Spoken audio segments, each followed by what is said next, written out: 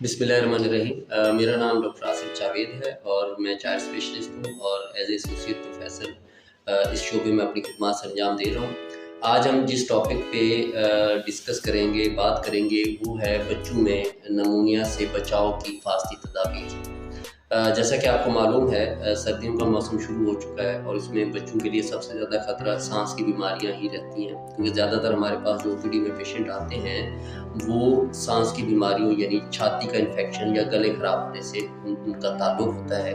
तो उसमें फिर मेरे नज़दीक या मेरा जो पॉइंट ऑफ व्यू है वो ये है कि अगर हम परहेज़ करके हम कुछ ऐसी हिफाजती तदाबीर को अपना लें जिससे बच्चा जो है इन बीमारियों में मुब्तला ही ना हो, बच्चे को ये इशू हो ही ना, तो वो ज़्यादा अच्छी बात है। तो उसमें सबसे जो पहला पॉइंट है इस लेग्राफी के प्लेटफॉर्म से अगर मैं आपसे शेयर करूं तो उसमें जो सबसे पहला पॉइंट है वो है इम्यूनाइजेशन यानी वैक्सीनेशन। जैसे ही बच्चा डिलीवर होता है आप एक अपना उस बच्चे का वैक्सीन कार्ड बनवाते हैं और उसमें बर्थ पे वैक्सीन लगती है, फिर आप 6 हफ्ते पे जाते हैं, फिर 10वें हफ्ते पे जाते हैं, फिर 14 वीक 14वें हफ्ते पे जाते हैं।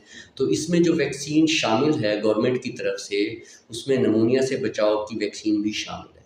तो एक तो आपने उस वैक्सीन कार्ड को या उस वैक्सीनेशन जो स्केड्यूल है उसको सही से उस पर अमल करना है और प्रॉपर जैसे ही आपको एडवाइस हो हॉस्पिटल से आपने जाके वैक्सीन बच्चे की लगवानी है।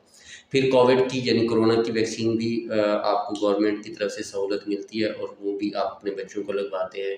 इसके अलावा फ्लू की वैक्सीन भी अवेलेबल होती है, वो भी आप लगवाते हैं। तो अगर वैक्सीनेशन को अप टू डेट रखें, अगर वैक्सीनेशन आप अपने बच्चे की प्रॉपर कराते रहें तो आप अपने बच्चे को काफ़ी हद तक सांस की बीमारियों नमूनिया से बचा सकते हैं। अच्छा, दूसरी जो पॉइंट है इसमें वो है न्यूट्रिशन यानी बच्चे की ग़िज़ा जो है उसको पूरा करना। 6 महीने से नीचे ज़ाहिर है बच्चा दूध पे होता है, सबसे अच्छी बात है, प्लस पॉइंट है अगर बच्चा जो है वो मदर फीड पे हो, तो ज़ाहिर है माँ से जो है माँ के दूध में इम्यूनिटी ज़्यादा है, तो वो बच्चा काफ़ी हद तक सांस की बीमारियों से बचा रहे। 6 महीने के बाद हम नरम ग़िज़ा पे बच्चे को ले आते हैं, फिर ठोस ग़िज़ा पे ले आते हैं 1 साल पे।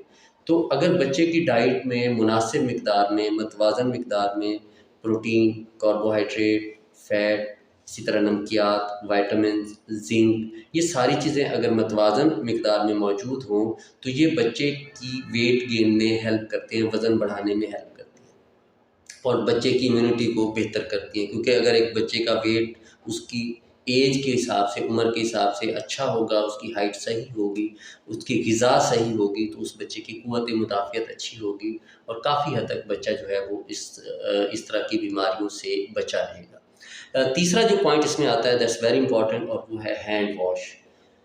छोटा बच्चा है, नौज़ायदा है, तो उसमें डेफ़िनेटली आप उस बच्चे को उठाएँगे, जब आप उस बच्चे को दूध पिलाएँगे तो आपने सफाई का ख़्याल रखना है कि उसको उठाने से पहले, दूध पिलाने से पहले आप अपने हैंड वॉश करें। बड़ा बच्चा है तो उसमें आदत डालें कि वो खाना खाने से पहले जो है वो हाथ धोए, क्योंकि हैंड वॉश ना सिर्फ ये कि उसको नमूनिया बल्कि मैदे की और आंतों की बीमारियां जैसे मोशन लगना, डायरिया या इस तरह की बीमारियों, टाइफाइड से भी बचाता है। चौथा जो पॉइंट इसमें इसके साथ मैं ऐड करूँगा वो है मास्क। कोरोना के बाद मेरा ख़्याल है काफ़ी हद तक हम लोगों में इस चीज़ की अवेयरनेस भी आई और एक आदत भी पड़ी जो कि एक अच्छी आदत है कि हम मास्क पहनते हैं। उसमें कोशिश ये करें कि घर में अगर किसी बड़े को नज़ला, खांसी, ज़ुकाम है तो या तो वो छींकते वक्त, खांसते वक्त अपनी कोहनी ऐसे आगे रखे या हाथ आगे कर ले, और दूसरा ये कि अगर वो मास्क कम से कम वो घर का फ़र्द जो जिसको नज़ला, खांसी, ज़ुकाम है, अगर वो ही मास्क पहन ले तो कम से कम खांसते और छींकते हुए वो अपने जरासीम दूसरे जो घर के अफराद हैं उनमें मुंतकिल नहीं करेगा। और चूँकि बच्चों की इम्यूनिटी कम होती है तो इसलिए बच्चों में इन्फेक्शन जो है वो हासिल करने के या इन्फेक्शन लेने के चांसेस बड़ों की निस्बत ज़्यादा होते हैं। तो अगर ये छोटी सी एहतियाती तदाबीर, अगर हम ये 3-4 स्टेप्स को अगर हम देख लें तो इससे कम से कम हम अपने बच्चों को जो सांस की बीमारियां हैं, जो इन्फेक्शन है, जो नमूनिया है, उससे बचा सकते हैं।